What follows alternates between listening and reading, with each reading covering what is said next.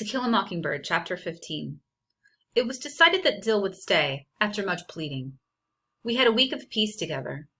I minded Auntie, Jem had outgrown that treehouse, and Dill had a plan of putting lemon drops leading from Boo's house out in order to make Boo come out of his house. There was a knock on the front door, and it was Mr. Hecate. There were some men outside as well, and wanted Atticus to come outside. There were only two reasons why men in Maycomb stayed outside, and that was because there was a death or to talk politics. Atticus went outside, and we pressed our faces to the window to see what was going on. We heard, "Moving him to the county jail tomorrow," Mr. Tate was saying. "I don't look for any trouble, but I can't guarantee there won't be any." "Don't be foolish, Heck," Atticus said. "This is Maycomb."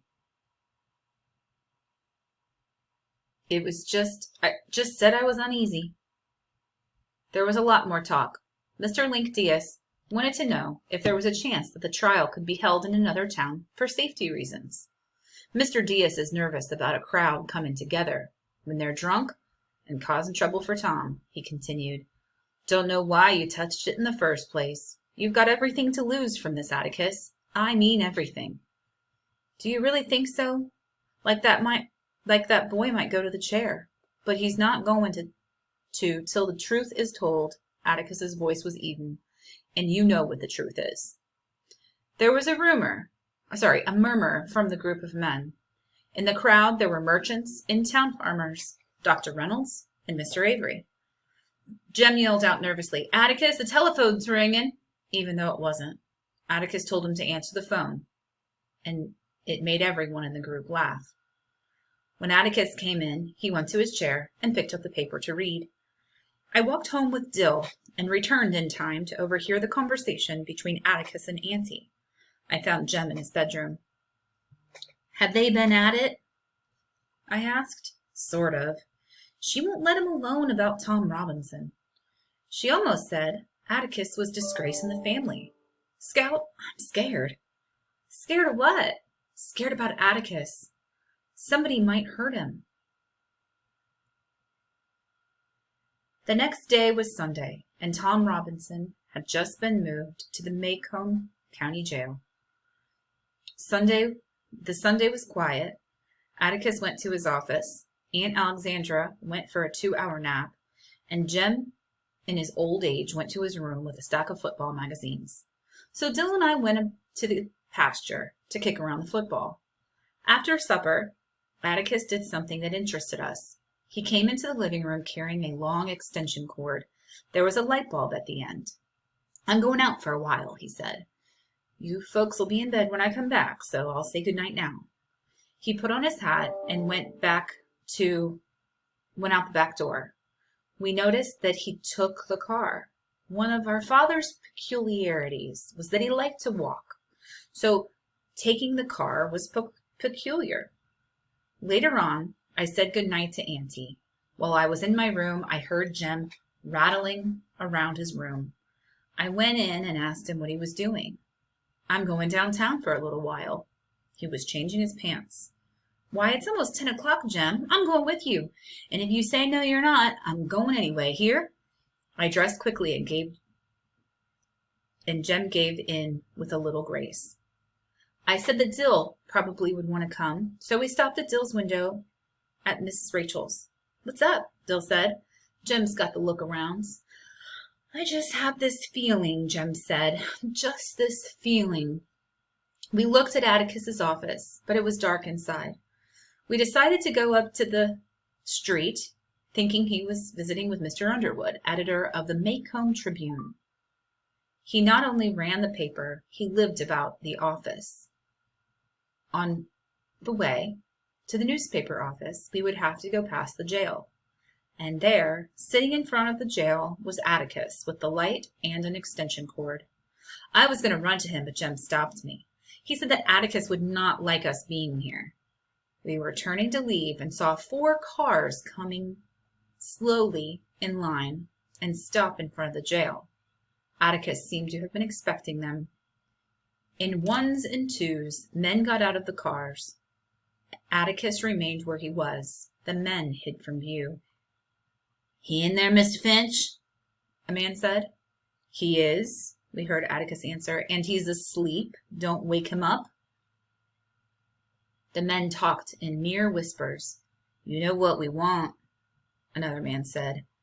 "Get aside from the door, Mr. Finch."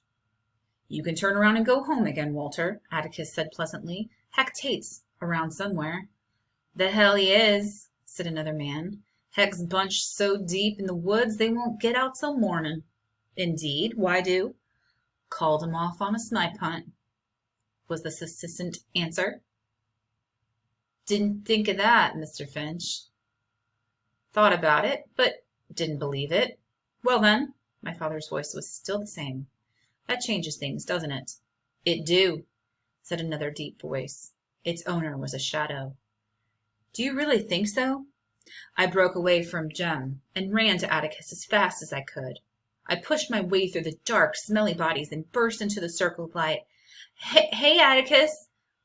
A flash of plain fear was in his eyes, and Jem and Dill wriggled into the light too. There was a smell of stale whiskey and pig pen. I looked around and did not notice these men. These were not the same men as the other night. Atticus got up from his chair. "Go home, Jem," he said, "and take Scout and Dill home." The way Jem was standing, he was not thinking of budging. "Go home, I said." Jem shook his head. "Son, I said go home." Jem shook his head again. "I'll send him home," a burly man said, and grabbed Jem roughly by the collar. He yanked Jem nearly off his feet. "Don't you touch him!" I kicked the man swiftly. I was surprised to see him fall back in real pain. I intended to kick his shin, but I aimed too high. Atticus told me that will do, and that I shouldn't kick folks. "All right, Mr. Finch, get him out of here." Someone growled, "You got 15 seconds to get him out of here." I looked around and saw that most of the men were dressed in overalls and denim shirts buttoned up to the collars, even though it was a summer's night. I sought once more for a familiar face. I found one. "Hey, Mr. Cunningham." The man didn't hear me, it seemed. "Hey, Mr. Cunningham, how's your entailment getting along?" Mr. Walter Cunningham's legal affairs were well known to me, since Atticus had once described them to me at length. The big man blinked at me and hooked his thumb in his overall straps. He looked away. My friendly overture had fallen flat. "Don't you remember me, Mr. Cunningham? I'm Jean Louise Finch. You brought us some hickory nuts one time, remember?" I began to sense the futility one feels when unacknowledged by a chance acquaintance. "I go to school with Walter," I began again. "He's your boy, ain't he?" "Ain't he, sir?" Mr. Cunningham was moved to a faint nod. He did know me, after all. "He's in my grade," I said. "And he does right well. He's a good boy," I added. "A real nice boy. We brought him home for dinner one time. Maybe he told you about me. I beat him up one time, but he was real nice about it. Tell him hey for me, won't you?" Atticus had always told me to be polite and talk to people about things that they were interested in. The men were all looking at me, and I wondered what idiocy I had committed.